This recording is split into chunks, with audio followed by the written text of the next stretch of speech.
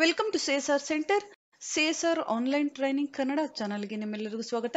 ನೀವಿನ್ನ ನಮ್ಮ ಚಾನೆಲ್ ಅನ್ನು ಸಬ್ಸ್ಕ್ರೈಬ್ ಮಾಡಿಲ್ಲ ಅಂದ್ರೆ ಪ್ಲೀಸ್ ಸಬ್ಸ್ಕ್ರೈಬ್ ಮಾಡಿ ಮತ್ತು ಬೆಲ್ ಐಕನ್ ಅನ್ನು ಕ್ಲಿಕ್ ಮಾಡಿ. ನಮ್ಮ ಚಾನೆಲ್ ಅಲ್ಲಿ ಬರುವಂತಹ ಎಲ್ಲಾ ಹೊಸ ವಿಡಿಯೋಗಳನ್ನ ನೋಡೋದಕ್ಕೋಸ್ಕರ ನಮ್ಮ ಚಾನೆಲ್ ಅಲ್ಲಿ ಬರುವಂತಹ ವಿಡಿಯೋಗಳು ಇಷ್ಟ ಆದಲ್ಲಿ ಪ್ಲೀಸ್ ಲೈಕ್ ಮಾಡಿ ಮತ್ತು ಶೇರ್ ಮಾಡಿ. ಇವತ್ತು ನಾವು ನೋಡೋಣ ಕೀಬೋರ್ಡ್ ನಲ್ಲಿ ಇರುವಂತಹ ಆರೋ ಮಾರ್ಕ್ ಕೀಗಳು ಮತ್ತು tab key, caps lock, shift, control, windows, space bar, alt key ಮತ್ತು ಆರೋ ಕೀಗಳನ್ನ ಯಾವ ರೀತಿಯಾಗಿ ನಾವು ಯೂಸ್ ಮಾಡಬೇಕು ಅಂತ.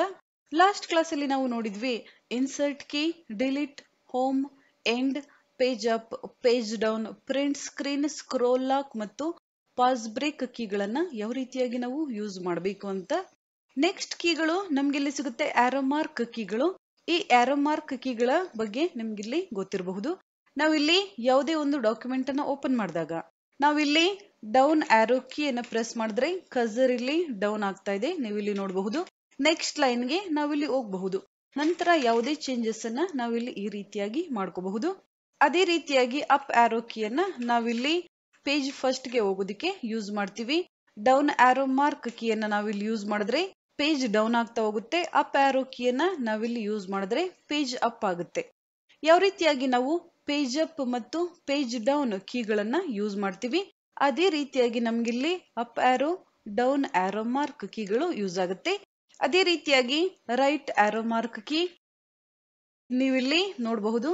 ಕರ್ಸರ್ ಇಲ್ಲಿ ರೈಟ್ ಸೈಡ್ ಗೆ ಬರ್ತಾ ಇದೆ. Left arrow mark key cursor ಇಲ್ಲಿ ಲೆಫ್ಟ್ ಸೈಡ್ ಗೆ ಬರ್ತಾ ಇದೆ. ನಾವಿಲ್ಲಿ ಯಾವುದೇ ಒಂದು ಡಾಕ್ಯುಮೆಂಟ್ ಅನ್ನ ಟೈಪ್ ಮಾಡಿದಾಗ ಯಾವುದೇ ಒಂದು ಸ್ಪೆಲ್ಲಿಂಗ್ ಇಲ್ಲಿ ರಾಂಗ್ ಆಗಿದೆ ಅಂದಾಗ ಆ ಸ್ಪೆಲ್ಲಿಂಗ್ ಅನ್ನ ನಾವಿಲ್ಲಿ ಕರೆಕ್ಟ್ ಮಾಡಬೇಕು ಅಂದಾಗ ಕೀಬೋರ್ಡ್ ಅಲ್ಲಿ ಇರುವಂತಹ ಲೆಫ್ಟ್ ಮತ್ತು ರೈಟ್ ಆರೋ ಮಾರ್ಕ್ ಕೀಗಳನ್ನ ನಾವಿಲ್ಲಿ ಯೂಸ್ ಮಾಡ್ತೀವಿ. ನಂತರ ನಾವಿಲ್ಲಿ ಯಾವುದೇ ಕರೆಕ್ಷನ್ ಅನ್ನ ಮಾಡಬಹುದು. ಈ ರೀತಿಯಾಗಿ ನಾವು ಆರೋ ಮಾರ್ಕ್ ಕೀಗಳನ್ನ ಯೂಸ್ ಮಾಡ್ತೀವಿ. ನೆಕ್ಸ್ಟ್ ಕೀಗಳು ನಮ್ಗಿಲ್ಲಿ ಸಿಗುತ್ತೆ ಕೀಬೋರ್ಡ್ ಅಲ್ಲಿ ಟ್ಯಾಬ್ ಕೀ. ನಾವಿಲ್ಲಿ ಟ್ಯಾಬ್ ಕೀಯನ್ನ ಈಕ್ವಲ್ ಸ್ಪೇಸ್ ಅನ್ನ ಕೊಡೋದಕ್ಕೆ ಯೂಸ್ ಮಾಡ್ತೀವಿ.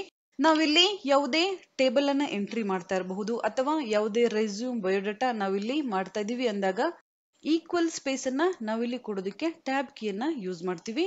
ಈ ರೀತಿಯಾಗಿ ನಾವಿಲ್ಲಿ ಯಾವುದೇ ಒಂದು ಡೇಟಾವನ್ನ ತಗೊಂಡಾಗ ಈಕ್ವಲ್ ಸ್ಪೇಸ್ ನಾವಿಲ್ಲಿ ಕೊಡಬೇಕಾಗಿದೆ ಅಂದಾಗ ನಾವು ಟ್ಯಾಬ್ ಕೀಯನ್ನ ಯೂಸ್ ಮಾಡಬಹುದು. ಇಲ್ಲಿ ನಾನು ಕ್ಲಿಕ್ ಮಾಡ್ತಾ ಇದ್ದೀನಿ. ನಾವಿಲ್ಲಿ ಸಿಂಗಲ್ ಸ್ಪೇಸ್ ಅನ್ನ ಕೊಡಬೇಕು ಅಂದಾಗ ಕೀಬೋರ್ಡ್ ಇಂದ ನಾವು ಸ್ಪೇಸ್ ಬಾರ್ ಅನ್ನ ಯೂಸ್ ಮಾಡ್ತೀವಿ. ಅದೇ ರೀತಿಯಾಗಿ ಈಕ್ವಲ್ ಸ್ಪೇಸ್ ನಾವಿಲ್ಲಿ ಕೊಡಬೇಕು ಅಂದಾಗ ಟ್ಯಾಬ್ ಕೀಯನ್ನ ಯೂಸ್ ಮಾಡ್ತೀವಿ. ನಾನಿಲ್ಲಿ ಟ್ಯಾಬ್ ಕೀಯನ್ನ ಪ್ರೆಸ್ ಮಾಡ್ತಾ ಇದ್ದೀನಿ. ನೀವು ಇಲ್ಲಿ ನೋಡ್ತಾ ಇರಬಹುದು ಯಾವ ರೀತಿಯಾಗಿ ಸ್ಪೇಸ್ ಇಲ್ಲಿ ಬರ್ತಾ ಇದೆ ಅಂತ. ನಂತರ ಇಲ್ಲಿ ನಾವು ಕ್ಲಿಕ್ ಮಾಡೋಣ. ಟ್ಯಾಬ್ ಕೀಯನ್ನ ನಾನಿಲ್ಲಿ ಯೂಸ್ ಮಾಡ್ತಾ ಇದ್ದೀನಿ. ನೀವು ಇಲ್ಲಿ ನೋಡಬಹುದು ಯಾವ ರೀತಿಯಾಗಿ ಈಕ್ವಲ್ ಲೈನ್ ಅಲ್ಲಿ ಬಂದಿದೆ ಅಂತ. ಇಲ್ಲಿ ನಾವು ಕ್ಲಿಕ್ ಮಾಡೋಣ. ಟ್ಯಾಬ್ ಕೀಯನ್ನ ನಾನಿಲ್ಲಿ ಯೂಸ್ ಮಾಡ್ತಾ ಇದ್ದೀನಿ. ಈ ರೀತಿಯಾಗಿ ನಾವಿಲ್ಲಿ ಈಕ್ವಲ್ ಲೈನ್ ಅಲ್ಲಿ ಬರಬೇಕು, ಈಕ್ವಲ್ ಸ್ಪೇಸ್ ಅನ್ನ ನಾವಿಲ್ಲಿ ಕೊಡಬೇಕು ಅಂದಾಗ ಟ್ಯಾಬ್ ಕೀಯನ್ನ ನಾವಿಲ್ಲಿ ಯೂಸ್ ಮಾಡ್ತೀವಿ ಕೀಬೋರ್ಡ್ ಇಂದ. ನೀವಿಲ್ಲಿ ನೋಡ್ತಾ ಇರಬಹುದು.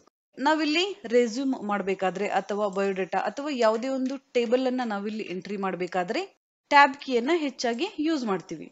ನೀವಿಲ್ಲಿ ನೋಡಬಹುದು ಯಾವ ರೀತಿಯಾಗಿ ಈಕ್ವಲ್ ಆಗಿ ಬಂದಿದೆ ಅಂತ. ನಾವಿಲ್ಲಿ ಡೌನ್ ಆರೋ ಮಾರ್ಕ್ ಕೀ ಅಥವಾ ಅಪ್ ಆರೋ ಮಾರ್ಕ್ ಕೀ ಇಂದ ಚೆಕ್ ಮಾಡಬಹುದು ಲೈನ್ ಇಲ್ಲಿ ಈಕ್ವಲ್ ಆಗಿದೆ ಅಥವಾ ಇಲ್ಲ ಅನ್ನೋದು.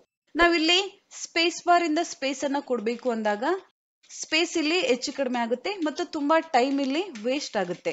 ಟ್ಯಾಬ್ ಕೀಯನ್ನ ಯೂಸ್ ಮಾಡೋದ್ರಿಂದ ನಾವಿಲ್ಲಿ ಟೈಮ್ ಸಹ ಸೇವ್ ಮಾಡಬಹುದು ಮತ್ತು ಈಕ್ವಲ್ ಸ್ಪೇಸಿಂಗ್ ಬರುತ್ತೆ. ಅದಕ್ಕೋಸ್ಕರ ನಾವಿಲ್ಲಿ ಟ್ಯಾಬ್ ಕೀಯನ್ನ ಯೂಸ್ ಮಾಡ್ತೀವಿ ಈಕ್ವಲ್ ಸ್ಪೇಸಿಂಗ್ ಅನ್ನ ಕೊಡಬೇಕು ಅಂದಾಗ.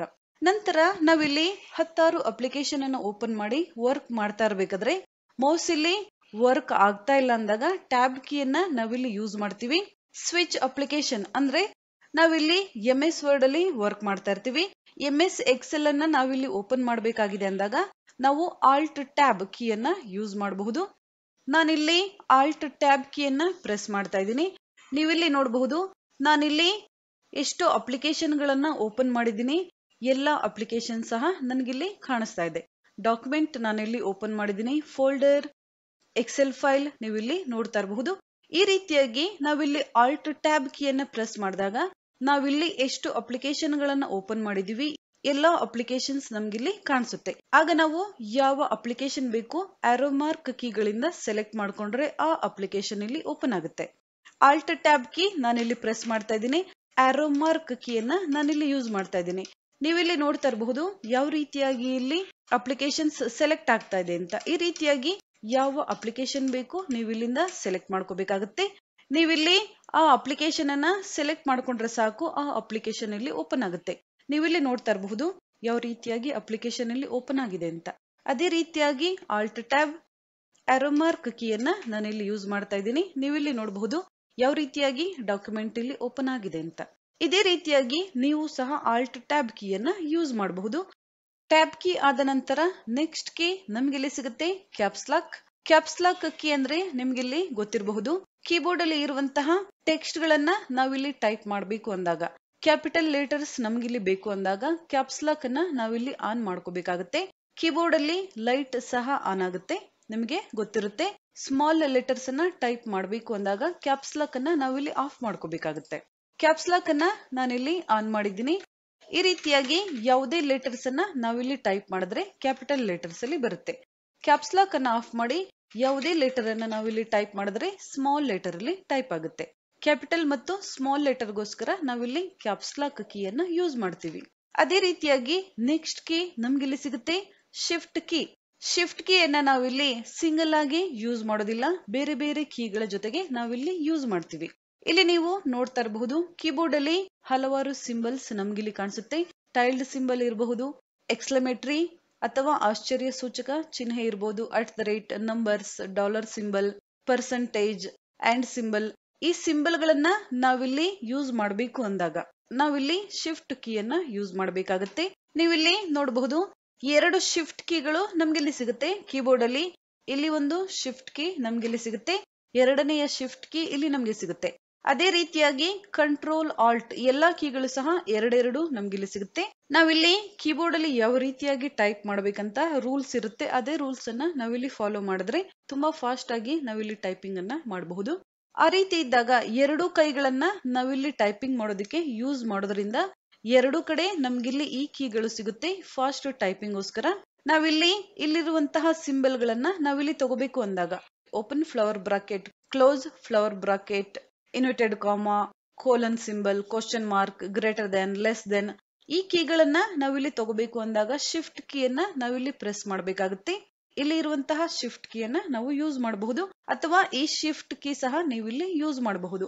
ಯಾವುದೇ ಕೀಯನ್ನ ನೀವಿಲ್ಲಿ ಯೂಸ್ ಮಾಡಿದ್ರು ಸಹ ಸೇಮ್ ಇಲ್ಲಿ ವರ್ಕ್ ಆಗುತ್ತೆ. ಎರಡೆರಡು ಕೀಗಳು ನಮ್ಗೆ ಇಲ್ಲಿ ಸಿಗುತ್ತೆ. ಒಂದೇ ಕೀಯಲ್ಲಿ ಎರಡೆರಡು ಲೆಟರ್ಸ್ ಅನ್ನ ನೀವಿಲ್ಲಿ ನೋಡಬಹುದು. ಮೇಲೆ ಇರುವಂತಹ ಸಿಂಬಲ್ಸ್ ನಮ್ಗಿಲ್ಲಿ ಬೇಕು ಅಂದಾಗ ಶಿಫ್ಟ್ ಕೀಯನ್ನ ನಾವಿಲ್ಲಿ ಯೂಸ್ ಮಾಡಬೇಕಾಗುತ್ತೆ. ಇಲ್ಲೂ ಸಹ ಅದೇ ರೀತಿಯಾಗಿ ನೀವಿಲ್ಲಿ ನೋಡ್ತಾ ಇರಬಹುದು. ನಾವಿಲ್ಲಿ ಟೈಲ್ಡ್ ಸಿಂಬಲ್ ಅನ್ನ ಇನ್ಸರ್ಟ್ ಮಾಡ್ಕೋಬೇಕು ಅಂದಾಗ ಶಿಫ್ಟ್ ಕೀಯನ್ನ ನಾವಿಲ್ಲಿ ಪ್ರೆಸ್ ಮಾಡಿ ಟೈಲ್ಡ್ ಸಿಂಬಲ್ ಕೀಯನ್ನ ನಾವಿಲ್ಲಿ ಪ್ರೆಸ್ ಮಾಡಬೇಕಾಗುತ್ತೆ. ನೀವಿಲ್ಲಿ ನೋಡಬಹುದು ಸಿಂಬಲ್ ಇಲ್ಲಿ ಯಾವ ರೀತಿಯಾಗಿ ಬಂದಿದೆ ಅಂತ. ಅದೇ ರೀತಿಯಾಗಿ ಎಕ್ಸ್ಕ್ಲಮೇಟರಿ ಅಥವಾ ಆಶ್ಚರ್ಯ ಸೂಚಕ ಚಿಹ್ನೆ, ಶಿಫ್ಟ್ ಕೀಯನ್ನ ಪ್ರೆಸ್ ಮಾಡಿ ನಾವಿಲ್ಲಿ ಆ ಸಿಂಬಲ್ ಇರುವಂತಹ ಕೀಯನ್ನ ಒತ್ತಬೇಕಾಗುತ್ತೆ. ನೀವಿಲ್ಲಿ ನೋಡಬಹುದು ಯಾವ ರೀತಿಯಾಗಿ ಬಂದಿದೆ ಅಂತ. ಅದೇ ರೀತಿಯಾಗಿ ಶಿಫ್ಟ್ ಪ್ಲಸ್ @ ನಂಬರ್ ಸಿಂಬಲ್ ಸಹ ನೀವಿಲ್ಲಿ ಕರಿಬಹುದು. Dollar symbol, percentage and symbol, star symbol, open bracket, close bracket, open flower bracket, close flower bracket, inverted comma open ಮತ್ತು ಕ್ಲೋಸ್, ನಂತರ colon symbol, question mark, greater than, less than, ನೀವಿಲ್ಲಿ ನೋಡ್ತಾ ಇರಬಹುದು. ಈ ರೀತಿಯಾದ ಸಿಂಬಲ್ ಗಳನ್ನ ನಾವಿಲ್ಲಿ ಇನ್ಸರ್ಟ್ ಮಾಡ್ಕೋಬೇಕು ಅಂದಾಗ ಶಿಫ್ಟ್ ಕೀಯನ್ನ ನಾವಿಲ್ಲಿ ಯೂಸ್ ಮಾಡಬೇಕಾಗುತ್ತೆ. ಅದೇ ರೀತಿಯಾಗಿ ನಾವು ಕ್ಯಾಪಿಟಲ್ ಲೆಟರ್ಸ್ ಅನ್ನ ಟೈಪ್ ಮಾಡಬೇಕಾಗಿದೆ, ಆದ್ರೆ ಕ್ಯಾಪ್ಸ್ ಲಾಕ್ ಕೀ ಇಲ್ಲಿ ವರ್ಕ್ ಆಗ್ತಾ ಇಲ್ಲ ಅಂದಾಗ ಸಹ ನಾವಿಲ್ಲಿ ಶಿಫ್ಟ್ ಕೀಯನ್ನ ಯೂಸ್ ಮಾಡಬಹುದು. ನಾವಿಲ್ಲಿ ಶಿಫ್ಟ್ ಕೀಯನ್ನ ಪ್ರೆಸ್ ಮಾಡಿ ಯಾವುದೇ ಲೆಟರ್ ಅನ್ನ ಪ್ರೆಸ್ ಮಾಡಿದ್ರು ಸಹ ಕ್ಯಾಪಿಟಲ್ ಅಲ್ಲಿ ನಮ್ಗಿಲ್ಲಿ ಬರುತ್ತೆ. ಶಿಫ್ಟ್ ಕೀಯನ್ನ ಯೂಸ್ ಮಾಡಿಲ್ಲ ಅಂದಾಗ ಸ್ಮಾಲ್ ಲೆಟರ್ ಅಲ್ಲಿ ಟೈಪ್ ಮಾಡಬಹುದು. ಶಿಫ್ಟ್ ಕೀಯನ್ನ ನಾವಿಲ್ಲಿ ಯೂಸ್ ಮಾಡಿ ಲೆಟರ್ಸ್ ಅನ್ನ ಟೈಪ್ ಮಾಡಿದ್ರೆ ಕ್ಯಾಪಿಟಲ್ ಲೆಟರ್ಸ್ ಅಲ್ಲಿ ಬರುತ್ತೆ. ಮತ್ತು ಕನ್ನಡವನ್ನ ನಾವಿಲ್ಲಿ ಟೈಪಿಂಗ್ ಮಾಡಬೇಕು ಅಂದಾಗ ನುಡಿಯಲ್ಲಿ ನಾವು ಹೆಚ್ಚಾಗಿ ಶಿಫ್ಟ್ ಕೀಯನ್ನ ಯೂಸ್ ಮಾಡ್ತೀವಿ. ನಿಮ್ಗೆ ಗೊತ್ತಿರಬಹುದು, ನಾನು ನುಡಿ ವಿಡಿಯೋಗಳನ್ನ ಮಾಡಿದ್ದೀನಿ, ಅದರಲ್ಲಿ ನಾನು ಹೇಳಿದ್ದೀನಿ ಶಿಫ್ಟ್ ಕೀಯನ್ನ ಯಾವಾಗ ನಾವು ಬಳಸ್ತೀವಿ ಅಂತ. ಕನ್ನಡ ಟೈಪಿಂಗ್ ಮಾಡಬೇಕಾದ್ರೆ ನಾವಿಲ್ಲಿ ಶಿಫ್ಟ್ ಕೀಯನ್ನ ಹೆಚ್ಚಾಗಿ ಬಳಸ್ತೀವಿ. ಇನ್ನು ಸಹ ಹಲವಾರು ಅಪ್ಲಿಕೇಶನ್ ಗಳಲ್ಲಿ ಹಲವಾರು ಕಾಂಬಿನೇಷನ್ಸ್ ಇರುತ್ತೆ. ಶಿಫ್ಟ್ ಕೀಯ ಜೊತೆಗೆ ನಾವಿಲ್ಲಿ ಬೇರೆ ಬೇರೆ ಕೀಗಳನ್ನ ಯೂಸ್ ಮಾಡ್ತೀವಿ. ಯಾವ ಕೀಗಳನ್ನ ಯೂಸ್ ಮಾಡ್ತೀವಿ ಅಂತ ನಾನು ಅಪ್ಲಿಕೇಶನ್ ಶಾರ್ಟ್ ಕಟ್ ಕೀಸ್ ಅನ್ನ ಹೇಳ್ಬೇಕಾದ್ರೆ ನಿಮ್ಗೆ ಹೇಳ್ತೀನಿ. ಅದನ್ನ ಮುಂದಿನ ಕ್ಲಾಸ್ಗಳಲ್ಲಿ ನಾವು ನೋಡೋಣ. ಈಗ ನಾನು ಜನರಲ್ ಆಗಿ ಹೇಳ್ತಾ ಇದ್ದೀನಿ. ಶಿಫ್ಟ್ ಕೀ ಆದ ನಂತರ ನೆಕ್ಸ್ಟ್ ಕೀ ನಮ್ಗಿಲ್ಲಿ ಸಿಗುತ್ತೆ ಕಂಟ್ರೋಲ್ ಕೀ. ಎರಡೂ ಸೈಡ್ ಅಲ್ಲಿ ನಮ್ಗಿಲ್ಲಿ ಕಂಟ್ರೋಲ್ ಕೀ ಸಿಗುತ್ತೆ. ನಾವಿಲ್ಲಿ ಕಂಟ್ರೋಲ್ ಕೀಯನ್ನ ಸಿಂಗಲ್ ಆಗಿ ಯೂಸ್ ಮಾಡೋದಿಲ್ಲ. ಕೀಬೋರ್ಡ್ ಅಲ್ಲಿ ಇರುವಂತಹ ಎಲ್ಲಾ ಕೀಗಳ ಜೊತೆಗೂ ನಾವಿಲ್ಲಿ ಕಂಟ್ರೋಲ್ ಕೀಯನ್ನ ಯೂಸ್ ಮಾಡ್ತೀವಿ. ಕಂಟ್ರೋಲ್ ಎ ನಾವಿಲ್ಲಿ ಪ್ರೆಸ್ ಮಾಡಿದ್ರೆ select all document, control S for save, control D for duplicate, control F for find, control F ನಾವಿಲ್ಲಿ ಪ್ರೆಸ್ ಮಾಡಿದಾಗ ನ್ಯಾವಿಗೇಷನ್ ಓಪನ್ ಆಗುತ್ತೆ. ಕಂಟ್ರೋಲ್ ಜಿ ನಾವಿಲ್ಲಿ ಪ್ರೆಸ್ ಮಾಡಿದ್ರೆ find and replace go to option open ಆಗುತ್ತೆ. ಈ ರೀತಿಯಾಗಿ ನಾವು ಕಂಟ್ರೋಲ್ ಕೀಯನ್ನ ಎಲ್ಲಾ ಲೆಟರ್ಸ್ ಗಳ ಜೊತೆಗೆ ನಾವಿಲ್ಲಿ ಯೂಸ್ ಮಾಡ್ತೀವಿ. ನೀವು MS ವರ್ಡ್ ಅಲ್ಲಿ ಚೆಕ್ ಮಾಡಬಹುದು ಯಾವ ಕೀ ಯಾವ ರೀತಿಯಾಗಿ ವರ್ಕ್ ಆಗುತ್ತೆ ಅಂತ. ನಾನಿಲ್ಲಿ ಡಾಕ್ಯುಮೆಂಟ್ ಅನ್ನ ಓಪನ್ ಮಾಡಿದ್ದೀನಿ. ನಾವಿಲ್ಲಿ ಕಂಟ್ರೋಲ್ ಮತ್ತು ಎ ಅನ್ನ ಪ್ರೆಸ್ ಮಾಡಿದಾಗ select all document, control S ಕೀಯನ್ನ ನಾವಿಲ್ಲಿ ಪ್ರೆಸ್ ಮಾಡಿದಾಗ ಸೇವ್ ಆಪ್ಷನ್ ನಮ್ಗಿಲ್ಲಿ ಬರುತ್ತೆ.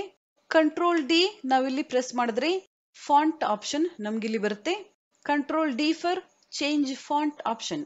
ನಂತರ ಕಂಟ್ರೋಲ್ ಎಫ್ ನಾವಿಲ್ಲಿ ಯೂಸ್ ಮಾಡಿದ್ರೆ ನ್ಯಾವಿಗೇಷನ್ ಬಾರ್ ನಮ್ಗಿಲ್ಲಿ ಓಪನ್ ಆಗುತ್ತೆ. Control G find and replace option ನಮ್ಗಿಲ್ಲಿ ಓಪನ್ ಆಗುತ್ತೆ. ಇದೇ ರೀತಿಯಾಗಿ ನಾವು A to Z ಎಲ್ಲಾ ಕೀಗಳ ಜೊತೆಗೆ ನಾವಿಲ್ಲಿ ಕಂಟ್ರೋಲ್ ಕೀಯನ್ನ ಯೂಸ್ ಮಾಡ್ತೀವಿ. ಫಂಕ್ಷನ್ ಕೀಗಳ ಜೊತೆಗೂ ಸಹ ನಾವು ಯೂಸ್ ಮಾಡ್ತೀವಿ.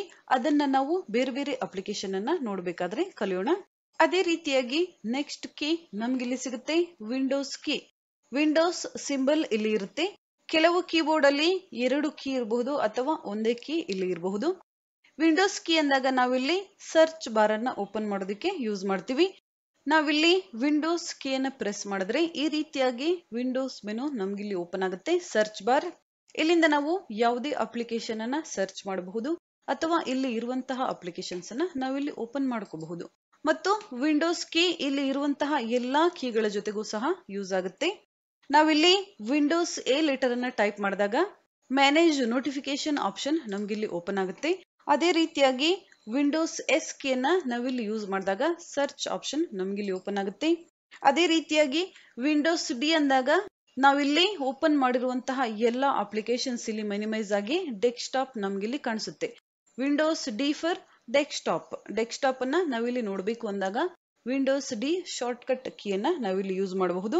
ಮತ್ತೆ ನಾವು ವಿಂಡೋಸ್ ಡಿ ಲೆಟರ್ ಅನ್ನ ಟೈಪ್ ಮಾಡಿದಾಗ ಅಪ್ಲಿಕೇಶನ್ ಇಲ್ಲಿ ನಮಗೆ ಮತ್ತೆ ಓಪನ್ ಆಗುತ್ತೆ. ಇದೇ ರೀತಿಯಾಗಿ ವಿಂಡೋಸ್ ಕೀ ಸಹ ಎಲ್ಲಾ ಲೆಟರ್ ಗಳ ಜೊತೆಗೆ ವರ್ಕ್ ಆಗುತ್ತೆ. ನೆಕ್ಸ್ಟ್ ಕೀ ನಮ್ಗಿಲ್ಲಿ ಸಿಗುತ್ತೆ ಆಲ್ಟ್ ಕೀ. ಆಲ್ಟ್ ಕೀ ಸಹ ಕೀಬೋರ್ಡ್ ಅಲ್ಲಿ 2 ಸೈಡ್ ಅಲ್ಲಿ ನಮ್ಗಿಲ್ಲಿ ಸಿಗುತ್ತೆ. ನಾವಿಲ್ಲಿ ಆಲ್ಟ್ ಕೀಯನ್ನು ಸಹ ಸಿಂಗಲ್ ಆಗಿ ಹೆಚ್ಚಾಗಿ ಯೂಸ್ ಮಾಡೋದಿಲ್ಲ. ಬೇರೆ ಬೇರೆ ಕೀಗಳ ಜೊತೆಗೆ ನಾವಿಲ್ಲಿ ಯೂಸ್ ಮಾಡ್ತೀವಿ. ನಾವಿಲ್ಲಿ ಕೀಬೋರ್ಡ್ ಅಲ್ಲಿ ಇರುವಂತಹ ಎಲ್ಲಾ ಕೀಗಳ ಜೊತೆಗೂ ಸಹ ನಾವಿಲ್ಲಿ ಆಲ್ಟ್ ಕೀಯನ್ನ ಯೂಸ್ ಮಾಡ್ತೀವಿ. ನಾವಿಲ್ಲಿ ಯಾವುದೇ ಒಂದು ಡಾಕ್ಯುಮೆಂಟ್ ಅಲ್ಲಿ ವರ್ಕ್ ಮಾಡ್ತಾ ಇರಬೇಕಾದ್ರೆ ಶಾರ್ಟ್ ಕಟ್ ಕೀಗಳನ್ನ ನಾವು ನೋಡಬೇಕು ಅಂದಾಗ ಆಲ್ಟ್ ಕೀಯನ್ನ ನಾವಿಲ್ಲಿ ಯೂಸ್ ಮಾಡಬಹುದು. ನೀವಿಲ್ಲಿ ನೋಡಬಹುದು ಕೀಬೋರ್ಡ್ ಇಂದ ನಾವು ಆಲ್ಟ್ ಕೀಯನ್ನ ಪ್ರೆಸ್ ಮಾಡಿದ್ರೆ ಎಲ್ಲಾ ಮೆನುಗಳ ಶಾರ್ಟ್ ಕಟ್ ಕೀ ನಮಗಿಲ್ಲಿ ಕಾಣಿಸ್ತಾ ಇದೆ. ನಾವಿಲ್ಲಿ ಯಾವ ಮೆನುಗೆ ಹೋಗ್ಬೇಕಾಗಿದೆ. ಇನ್ಸರ್ಟ್ ಮೆನು ಎನ್ ಲೆಟರ್ ಅನ್ನ ನಾನಿಲ್ಲಿ ಪ್ರೆಸ್ ಮಾಡ್ತಾ ಇದ್ದೀನಿ ಕೀಬೋರ್ಡ್ ಇಂದ. ನೀವಿಲ್ಲಿ ನೋಡಬಹುದು ಇನ್ಸರ್ಟ್ ಮೆನು ಇಲ್ಲಿ ಓಪನ್ ಆಗಿದೆ. ಇನ್ಸರ್ಟ್ ಮೆನುನಲ್ಲಿ ಇರುವಂತಹ ಎಲ್ಲಾ ಆಪ್ಷನ್ ಗಳಿಗೂ ಸಹ ಶಾರ್ಟ್ ಕಟ್ ಕೀಯನ್ನ ತೋರಿಸ್ತಾ ಇದೆ. ನೀವಿಲ್ಲಿ ನೋಡ್ತಾ ಇರಬಹುದು. ಕವರ್ ಪೇಜ್ ನೀವಿಲ್ಲಿ ಇನ್ಸರ್ಟ್ ಮಾಡಬೇಕಾಗಿದೆ ಅಥವಾ blank page, page break, table ಅನ್ನ ಇನ್ಸರ್ಟ್ ಮಾಡಬೇಕಾಗಿದೆ. ಟಿ ಲೆಟರ್ ಅಥವಾ ಪಿಕ್ಚರ್ ಅನ್ನ ಇನ್ಸರ್ಟ್ ಮಾಡಬೇಕಾಗಿದೆ. ಪಿ ಲೆಟರ್ ಅಥವಾ smart art, shapes, icon, charts ಯಾವುದನ್ನ ನೀವಿಲ್ಲಿ ಇನ್ಸರ್ಟ್ ಮಾಡಬೇಕಾಗಿದೆ ಎಲ್ಲದಕ್ಕೂ ಸಹ ಶಾರ್ಟ್ ಕಟ್ ಕೀಸ್ ಅನ್ನ ತೋರಿಸುತ್ತೆ. ನೀವಿಲ್ಲಿ ನೋಡಬಹುದು. ಈ ರೀತಿಯಾಗಿ ನಾವು ಶಾರ್ಟ್ ಕಟ್ಸ್ ಅನ್ನ ತಿಳ್ಕೋಬೇಕು ಅಂದಾಗ ಆಲ್ಟ್ ಕೀಯನ್ನ ನಾವಿಲ್ಲಿ ಯೂಸ್ ಮಾಡಬಹುದು. ಅದೇ ರೀತಿಯಾಗಿ ಬೇರೆ ಬೇರೆ ಕೀಗಳ ಜೊತೆಗೂ ಸಹ ನಾವಿಲ್ಲಿ ಆಲ್ಟ್ ಕೀಯನ್ನ ಯೂಸ್ ಮಾಡ್ತೀವಿ. ಎಕ್ಸಾಂಪಲ್ ನಾವಿಲ್ಲಿ ಆಲ್ಟ್ F4 ಕೀಯನ್ನ ಪ್ರೆಸ್ ಮಾಡಿದ್ರೆ ಕ್ಲೋಸ್ ಅಪ್ಲಿಕೇಶನ್ ಆಪ್ಷನ್ ನಮ್ಗಿಲ್ಲಿ ಬರುತ್ತೆ. ಆಲ್ಟ್ ಎಸ್ ಕೀಯನ್ನ ನಾವಿಲ್ಲಿ ಪ್ರೆಸ್ ಮಾಡಿದ್ರು ಸಹ ಶಾರ್ಟ್ ಕಟ್ ಕೀಸ್ ನಮ್ಗಿಲ್ಲಿ ಸಿಗುತ್ತೆ. ಈ ರೀತಿಯಾಗಿ ನಾವು ಆಲ್ಟ್ ಕೀಯನ್ನ ಕೀಬೋರ್ಡ್ ಅಲ್ಲಿ ಇರುವಂತಹ ಎಲ್ಲಾ ಕೀಗಳ ಜೊತೆಗೂ ಸಹ ನಾವಿಲ್ಲಿ ಯೂಸ್ ಮಾಡ್ತೀವಿ. ನೆಕ್ಸ್ಟ್ ಕೀ ನಮ್ಗಿಲ್ಲಿ ಸಿಗುತ್ತೆ ಸ್ಪೇಸ್ ಬಾರ್. ಸ್ಪೇಸ್ ಬಾರ್ ಇಲ್ಲಿ ಎಲ್ಲರಿಗೂ ಗೊತ್ತಿರುತ್ತೆ. ಯಾವುದೇ ಟೆಕ್ಸ್ಟ್ ಅನ್ನ ನಾವಿಲ್ಲಿ ಟೈಪ್ ಮಾಡ್ತಾ ಇದ್ದಾಗ ಒಂದು ಸ್ಪೇಸ್ ಅನ್ನ ನಾವಿಲ್ಲಿ ಕೊಡಬೇಕು ಅಂದಾಗ ಸ್ಪೇಸ್ ಬಾರ್ ಕೀಯನ್ನ ನಾವಿಲ್ಲಿ ಯೂಸ್ ಮಾಡ್ತೀವಿ. ಎಕ್ಸೆಲ್ ಅಲ್ಲೂ ಸಹ ನಾವು ಅದೇ ರೀತಿಯಾಗಿ ಒಂದು ಸ್ಪೇಸ್ ಅನ್ನ ಕೊಡೋದಕ್ಕೆ ಸ್ಪೇಸ್ ಬಾರ್ ಅನ್ನ ಈ ರೀತಿಯಾಗಿ ಯೂಸ್ ಮಾಡ್ತೀವಿ. ಮತ್ತು ಕಂಟ್ರೋಲ್ ಮತ್ತು ಶಿಫ್ಟ್ ಕೀಯ ಜೊತೆಗೂ ಸಹ ನಾವಿಲ್ಲಿ ಸ್ಪೇಸ್ ಬಾರ್ ಅನ್ನ ಯೂಸ್ ಮಾಡ್ತೀವಿ. ನಾನಿಲ್ಲಿ ಕ್ಲಿಕ್ ಮಾಡ್ತಾ ಇದ್ದೀನಿ. ನಂತರ ಕಂಟ್ರೋಲ್ ಪ್ಲಸ್ ಸ್ಪೇಸ್ ಬಾರ್ ಕೀಯನ್ನ ನಾನಿಲ್ಲಿ ಪ್ರೆಸ್ ಮಾಡಿದ್ರೆ ಕಾಲಮ್ ಇಲ್ಲಿ ಸೆಲೆಕ್ಟ್ ಆಗ್ತಾ ಇದೆ. ನೀವು ಇಲ್ಲಿ ನೋಡಬಹುದು. ಅದೇ ರೀತಿಯಾಗಿ ನಾವಿಲ್ಲಿ ಶಿಫ್ಟ್ ಜೊತೆಗೆ ಸ್ಪೇಸ್ ಬಾರ್ ಅನ್ನ ಪ್ರೆಸ್ ಮಾಡಿದ್ರೆ ರೋ ಇಲ್ಲಿ ಸೆಲೆಕ್ಟ್ ಆಗ್ತಾ ಇದೆ, ನೀವು ಇಲ್ಲಿ ನೋಡಬಹುದು. ಈ ರೀತಿಯಾಗಿ ನಾವು ಸ್ಪೇಸ್ ಬಾರ್ ಅನ್ನು ಸಹ ಬೇರೆ ಬೇರೆ ಕೀಗಳ ಜೊತೆಗೆ ಯೂಸ್ ಮಾಡ್ತೀವಿ. ನೆಕ್ಸ್ಟ್ ಕೀ ನಮ್ಗೆ ಇಲ್ಲಿ ಸಿಗುತ್ತೆ ಆರೋ ಮಾರ್ಕ್ ಕೀ ಇಲ್ಲಿ ಇರುತ್ತೆ. ಇದನ್ನ ನಾವಿಲ್ಲಿ ಮೆನು ಕೀ ಅಂತೇಳಿ ಕರಿತೀವಿ. ನಾವಿಲ್ಲಿ ರೈಟ್ ಕ್ಲಿಕ್ ಆಪ್ಷನ್ ಅನ್ನ ಯೂಸ್ ಮಾಡೋದಿಕ್ಕೆ ಈ ಕೀಯನ್ನ ಯೂಸ್ ಮಾಡ್ತೀವಿ. ಮೌಸ್ ಇಲ್ಲಿ ವರ್ಕ್ ಆಗ್ತಾ ಇಲ್ಲ ಅಥವಾ ಮೌಸ್ ಅಲ್ಲಿ ರೈಟ್ ಕ್ಲಿಕ್ ವರ್ಕ್ ಆಗ್ತಾ ಇಲ್ಲ ಅಂದಾಗ, ರೈಟ್ ಕ್ಲಿಕ್ ಆಪ್ಷನ್ ನಮ್ಗಿಲ್ಲಿ ಬೇಕು ಅಂದಾಗ ನಾವಿಲ್ಲಿ ಮೆನು ಕೀಯನ್ನ ಯೂಸ್ ಮಾಡ್ತೀವಿ. MS ವರ್ಡ್ ನಾನಿಲ್ಲಿ ಓಪನ್ ಮಾಡಿದ್ದೀನಿ. ನಾವಿಲ್ಲಿ ಮೆನು ಕೀಯನ್ನ ಪ್ರೆಸ್ ಮಾಡಿದಾಗ ನೀವು ಇಲ್ಲಿ ನೋಡಬಹುದು ರೈಟ್ ಕ್ಲಿಕ್ ಆಪ್ಷನ್ಸ್ ನಮ್ಗಿಲ್ಲಿ ಸಿಗ್ತಾ ಇದೆ. ರೈಟ್ ಕ್ಲಿಕ್ ನೀವು ಇಲ್ಲಿ ನೋಡಬಹುದು ಯಾವ ರೀತಿಯಾದ ಆಪ್ಷನ್ ನಮ್ಗಿಲ್ಲಿ ಬರುತ್ತೆ. ಮೆನು ಕೀಯನ್ನ ನಾವಿಲ್ಲಿ ಪ್ರೆಸ್ ಮಾಡಿದ್ರು ಸಹ ಅದೇ ರೀತಿಯಾದ ಆಪ್ಷನ್ಸ್ ನಮ್ಗಿಲ್ಲಿ ಬರುತ್ತೆ. ಇನ್ನು ಸಹ ಹಲವಾರು ಕೀಗಳನ್ನ ನಾವು ಕೀಬೋರ್ಡ್ ಅಲ್ಲಿ ನೋಡಬಹುದು. ಈ ಕೀಗಳನ್ನ ಯಾವ ರೀತಿಯಾಗಿ ಯೂಸ್ ಮಾಡಬೇಕು ಅಂತ ನೋಡೋಣ ನೆಕ್ಸ್ಟ್ ಕ್ಲಾಸ್ ಅಲ್ಲಿ.